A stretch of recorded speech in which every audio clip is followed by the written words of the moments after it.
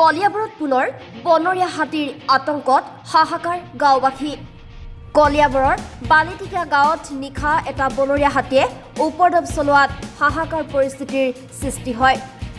বনৰীয়া হাতীয়ে পদমী বৰা নামৰ এগৰাকী বৃদ্ধ মহিলাৰ ঘৰ ভাঙি লণ্ডভণ্ড কৰে।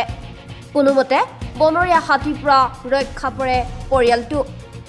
নিশা প্ৰায়ে বনৰীয়া হাতীয়ে গাঁৱত প্ৰৱেশ কৰি ঘৰ ভাঙি পেলোৱাত সমস্যাৰ সৃষ্টি হৈছে। এতিয়া বনৰীয়া হাতীক লৈ হাতী উপদ্ৰৱৰ ফলত সমগ্ৰ কলিয়াবৰৰ বিভিন্ন অঞ্চলত আতংকৰ পৰিৱেশ সৃষ্টি হৈছে।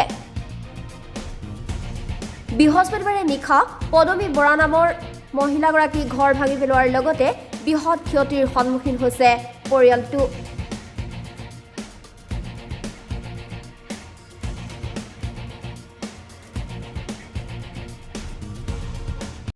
হাতীয়ে ঘৰ ভাঙিলে 12টা বজাত।